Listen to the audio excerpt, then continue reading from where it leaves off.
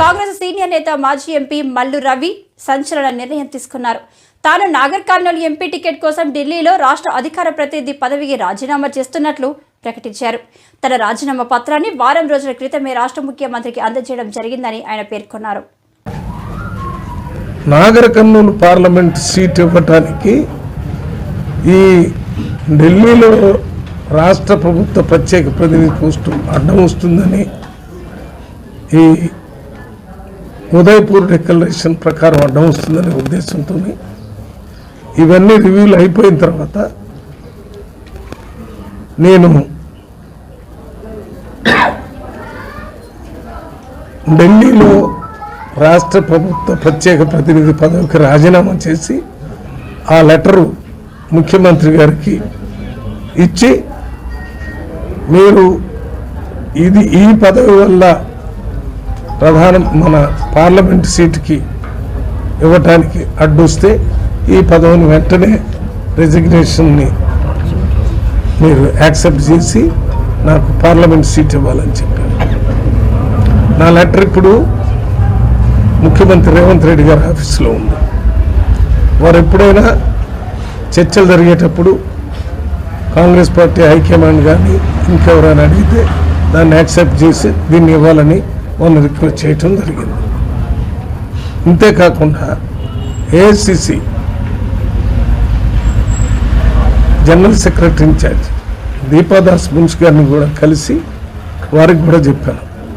నేను ఈ special representative అంటే రాష్ట్ర ప్రభుత్వ ప్రత్యేక ప్రతినిధి పని చేయటం ఎగ్గొట్టడం కాదు, నాకు ఇంట్రెస్ట్ లేక కాదు, 2 పదవులు చేయగలను.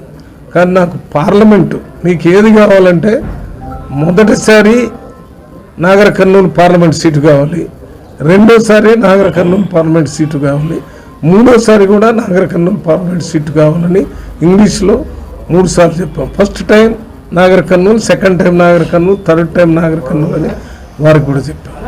మన incharge Mansoor Ali Khan AICC secretary ఆయనకు కూడా చెప్పాను, నేను ఇది రిజైన్ చేసి ముఖ్యమంత్రి గారి దగ్గర పెట్టాను, నాకు పార్లమెంట్ సీటు కావాలని నేను పార్లమెంట్ కోసం పనిచేస్తున్నాను. ఈ మధ్యకాలంలో నాకు తెలంగాణ రాష్ట్ర ప్రత్యేక ప్రతినిధిగా ఢిల్లీలో ఓ పదవి ఇచ్చిన సందర్భంగా కాంగ్రెస్ పార్టీ హైకమాండ్ గారు, ముఖ్యమంత్రి గారు నేను 2004 నుంచి 2008 వరకు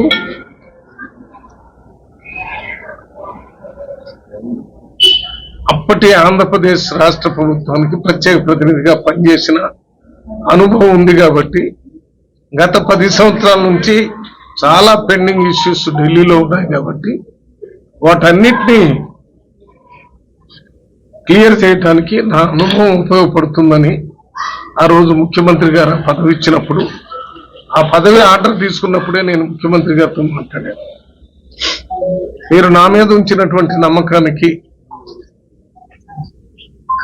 నేను పనిచేస్తాననేటటువంటి నమ్మకానికి కృతజ్ఞత తెలియజేస్తూ, మరి ఇది పార్లమెంటు రేపు జరిగే ఎన్నికలకు అడ్డం వస్తుందేమో అంటే ఇది ఏ రకంగా కూడా అడ్డు రాదు.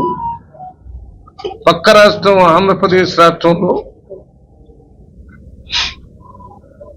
పార్లమెంటు సభ్యుడు విజయసాయి రెడ్డి గారు పార్లమెంటు సభ్యుడు ప్రత్యేక ప్రతినిధిగా పనిచేస్తున్నాడు. కాబట్టి ఇది రాదు.